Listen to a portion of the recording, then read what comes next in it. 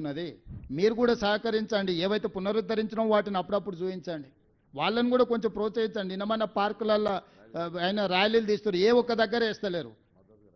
ఈ నిన్నమన ఎక్కడెక్కడైతే కబ్జాలు ఇడిపించారో ఆ కబ్జాలు ఇడిచి బెనిఫిట్ అయినరో కాలనీలలో ప్రజలందరూ బయటకు వచ్చి ర్యాలీలు తీస్తారు, హైదరాబాద్లో మాకు మేలు జరిగిందని. అవి మాత్రం స్క్రోలింగ్ కూడా వేస్తలేరు. మీ దృష్టికి ఏమొచ్చినా నేను మిమ్మల్ని కూడా నేను నెగటివ్ టోన్ తీసుకుంటలేను, మిమ్మల్ని ఏం విమర్శిస్తలేను.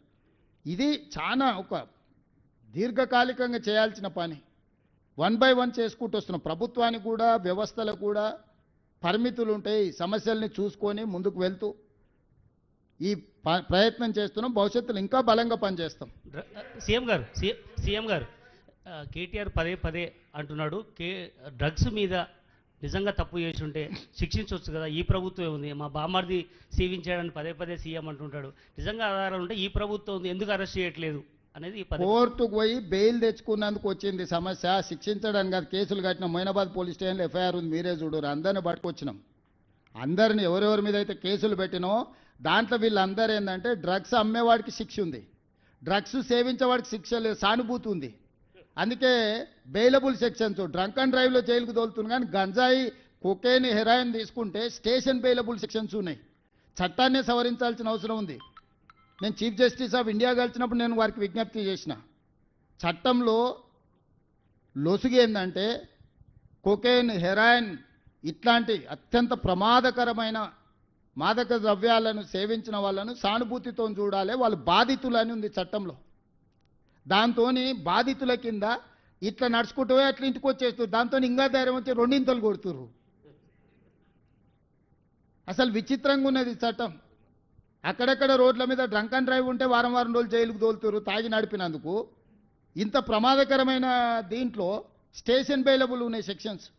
దీన్ని సవరించాల్సిన అవసరం ఉంది. రేపు వచ్చే శాసనసభ సమావేశాలలో పూర్తి స్థాయిలో చర్చ చేసి అన్ని వివరాలు కూడా మీకు చెప్తాం. సార్ సీఎం గారు నిన్న బండి సంజయ్ మాట్లాడుతూ, సార్ ఇక్కడ మీ ముందు బండి సంజయ్ మాట్లాడుతూ మీ పైన కామెంట్ చేశారు, మీరు క్యాబ్ పెట్టుకున్నందుకు అవసరమైతే అట్లాంటి సిచ్యువేషన్ వస్తే తల నరుక్కుంటా, కానీ నేను అట్లాంటి పరిస్థితిలో ఓటు అడిగేటువంటి సిచ్యువేషన్ ఉన్నాను. ఇది మొదటి క్వశ్చన్. రెండో క్వశ్చన్, మాజీ మంత్రి ముఖేష్ గౌడ్ విగ్రహం పెడతానన్నారు, దాని మీద ఒకటి క్లారిటీ. ఇప్పుడు నేను అనేది ఏంటంటే నరేంద్ర మోడీ గారే టోపీ పెట్టుకున్నారు. ఆ ఫోటోలు నేను పంపిస్తా. మొదట నరేంద్ర మోడీ గారి విధానం ఏందో చెప్పమనుంది.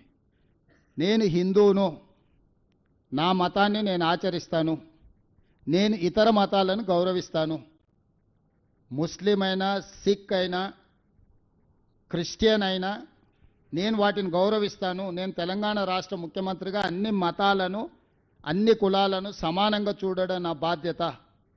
వారి ఉద్దేశంలో ముస్లిం మైనారిటీలు ఈ దేశంలోనే ఉండొద్దు అని వాళ్ళ ఉంటే వాళ్ళ భావదారిద్ర్యం అది.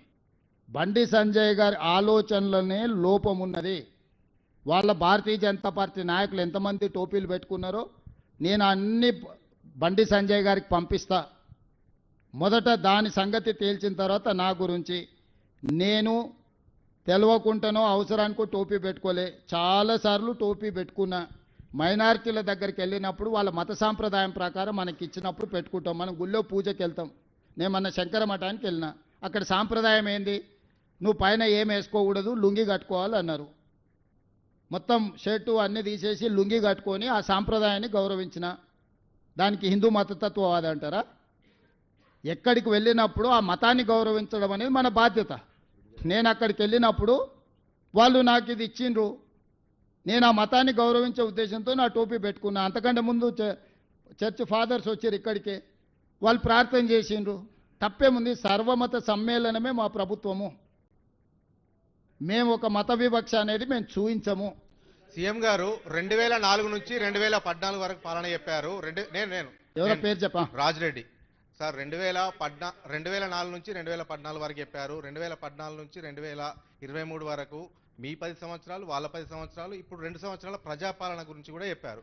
జూబ్లీ హిల్స్ బై ఎలక్షన్స్ ను రిఫరెండంగా భావిస్తారా మీరు? ఇప్పుడు రాజిరెడ్డి ఈ అన్ని కాలం చెల్లిపోయిన మాటలు, అర్థం పర్థం లేని మాటలు. ప్రతి ఎన్నిక మా ప్రభుత్వం యొక్క పనితనానికి పరీక్షనే. ప్రతి ఎన్నికల్లో వచ్చే ఫలితాలను గెలిచినా ఓడినా విశ్లేషించుకొని ఇంకా ఎట్లా బాగా పనిచేయాలి, పరిపాలన అందించాలి, పేదలకు సహాయం చేయాలనేది మా ఆలోచన. పనికిమాలినోళ్ళు అప్పుడప్పుడు వచ్చేటోడు ఇట్లాంటి మాటలు మాట్లాడతాడు. సంక్రాంతి పండుగ గంగరెద్దులోళ్ళు ఇట్లాంటివన్నీ మాట్లాడుతుంటారు. నేను ఫుల్ టైం పొలిటీషియన్ అయ్యా, ప్రజాప్రతినిధిని.